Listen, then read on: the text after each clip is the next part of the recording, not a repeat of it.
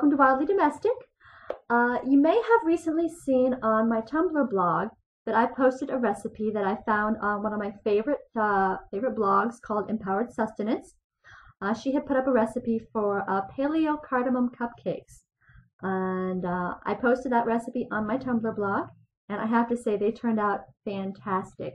They were definitely one of my favorite cupcake recipes that I found so far that is gluten-free, dairy-free, nut-free, basically everything I could eat. And they're also paleo, which is, for those of you out there who follow that particular dietary path, that's great for you as well. They contained coconut flour, coconut oil, honey, baking soda, apple cider vinegar, cardamom, of course. I chose vanilla extract. I also chose to throw in a little bit of extra cinnamon, even though the recipe didn't call for it, just for my own personal preference. And they, like I said, they turned out fantastic. The recipe called for a lemon mousse frosting to go on top of them, which she had also given a separate recipe for. What I decided to do was I decided to make a topping of my own. At the time, I intended a kind of a coconut vanilla type frosting, but I was just sort of winging it and going on the fly. So I'm going to include here that clip from that I made when I was making the frosting. So sit back and watch. All right. So set this aside. Now this is completely off the cuff. This is in her recipe on Empowered Sustenance, where I got this this paleo cardamom cupcakes from. She uses a lemon mousse frosting to go on top. I've decided to do something a little different. I am going to do kind of a vanilla coconut frosting. Now, in trying to find recipes online that use that don't use shortening, especially frosting recipes that don't use shortening or don't use vegetable oil, it's really difficult. So, or don't use butter, or don't use confectioner's sugar. I kind of wanted to stick with using stuff that I had around the house.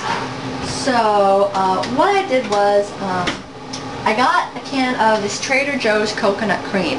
And this is pretty cool. It's not organic, but the ingredients are minimal, which is fine. It's like coconut, xanthan gum, which is a thickener, which is used in a lot of gluten-free cooking, and water.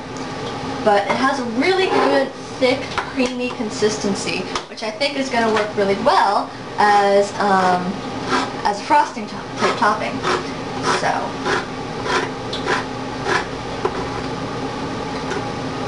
I'm going to put this in here and see what I mean, how it's really, really thick. You know, you've got the can completely upside down and nothing's coming out.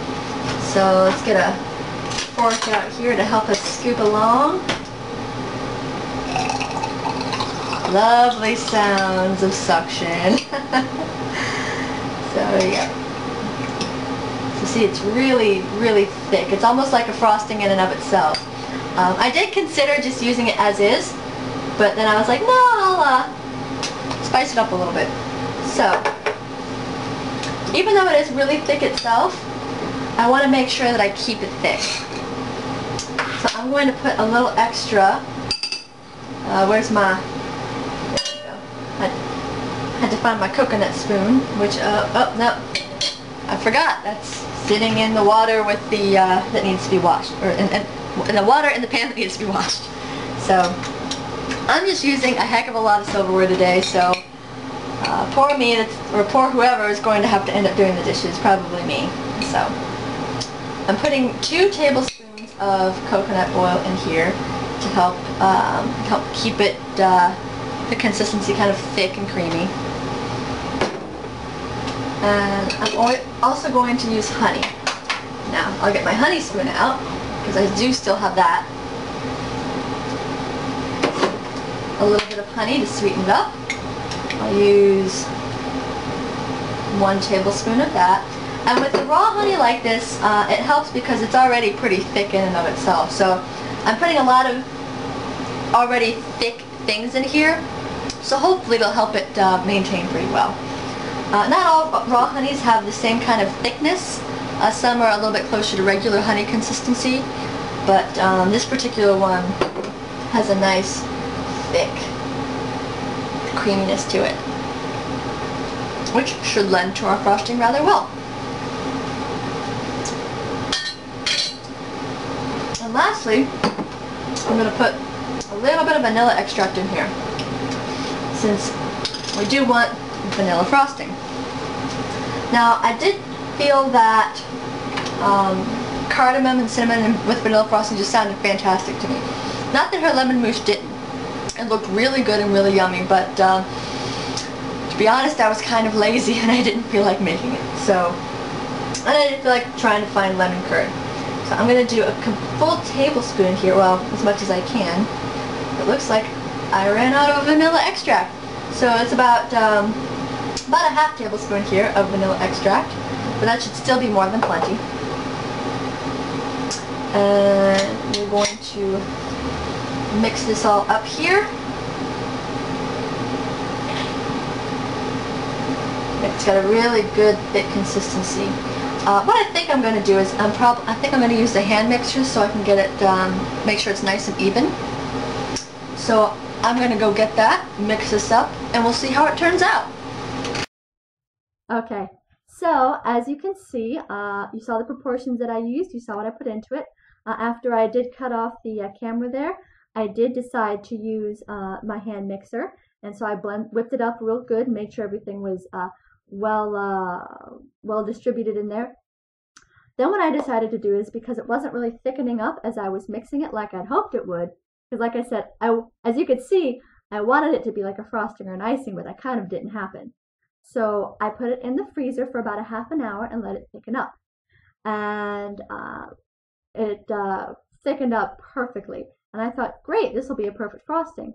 But little did I know, it ended up to be more like a Cool Whip or a whipped cream type topping, because as many of you might know, coconut oil is not very temperature stable. It's got a very low melting point. So it usually around 75, 80 degrees or so, it's going to turn to liquid.